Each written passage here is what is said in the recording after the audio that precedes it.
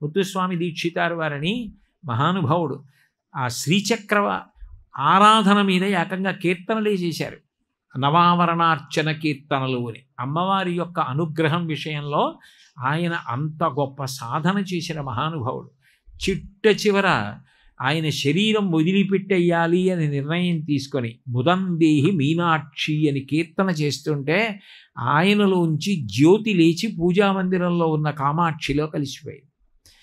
ఆ తల్లి తనని నమ్ముకున్న వాళ్ళని అంత గొప్పగా అనుగ్రహించగలిగినటువంటి తల్లి.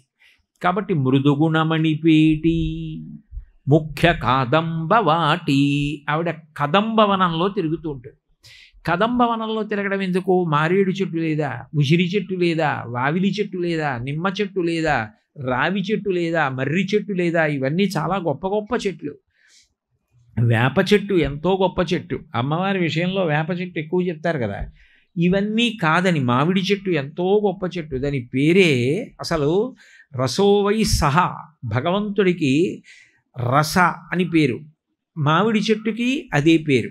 అంత గొప్పదైనటువంటి మామిడి చెట్టు ఉంది కదా, ఇవన్నీ వదిలిపెట్టేసి అమ్మవారు ఎక్కడుంటుంది అంటే కదంబ వృక్షముల యొక్క తోటలో విహారం చేస్తూ ఉంటుంది.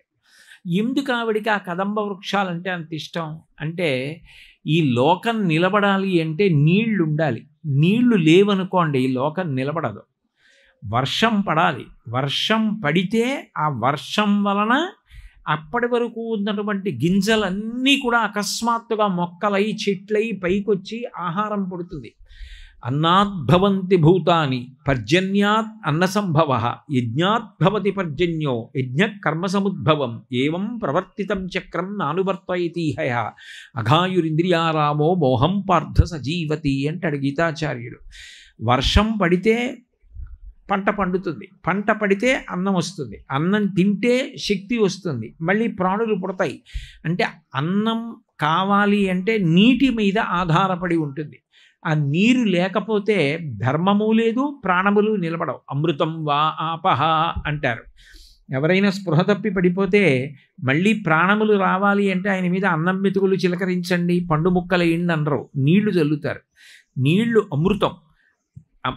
పరమశివుడికి పంచామృతాలతో అభిషేకం చేస్తారు. ఆవు పాలు, ఆవు పాల పెరుగు, నెయ్యి, తేనె, మంచినీళ్ళు, పంచదార కాదు. తెలియక పంచామృతాలంటే పంచదార అనుకుంటుంటారు, పంచదార కాదు, మంచినీళ్ళు పంచామృతాల్లో ఐదోది. అమృతం వా ఆపహ, నీళ్లకి అమృతమని పేరు. ఆ నీళ్లు దొరకకపోతే ధర్మం ఉండదు, మనిషిని మనిషి చంపేసుకుంటాడు. ఆ నీరు అంత అవసరం, ప్రాణములను నిలబెడుతుంది నీరు. అటువంటి నీరు ఏదైతే ఉందో ఆ నీరు అన్ని ప్రాణులకు కావాలి. ఆ వర్షం పడినప్పుట తనొక్కదానికి ఏదో ఉపకారం జరిగిందని కాదుట, అమ్మయ్య వర్షం పడింది, ఈ గ్రీష్మ ఋతువులో ప్రాణులన్నీ తపించిపోయాయి, వేడికి వడగాడ్పులకు శోషించిపోయి నీరసపడిపోయారు. నల్లటి మబ్బు వేసి ఒక్క మెరుపు మెరిసేటప్పటికీ కదంబం చెట్టు మొగ్గేస్తుంది. అప్పటి వరకు కనపడదు, ఒక్క మొగ్గ కనపడదు. ఎన్ని మొగ్గలు వేస్తుంది అంటే చెట్టు అంతా మొగ్గలే. మాకు గోశాలలో ఉన్నాయి కదంబ వృక్షాలు. వర్షం ఇంకా పడుతుంది అని నల్లటి మబ్బులేసి మెరుపు మెరిసేటప్పటికి చెట్లన్నీ మొగ్గలు వస్తాయి.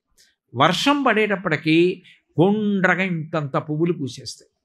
అంటే అన్ని ప్రాణులు సంతోషించడానికి, అన్ని ప్రాణులకు అన్నానికి కావలసిన వర్షం పడింది, అమ్మయ్యా అందరూ సంతోషంగా ఉంటారు అని తను సంతోషపడిపోయి పువ్వులు పూస్తుందట కదంబం.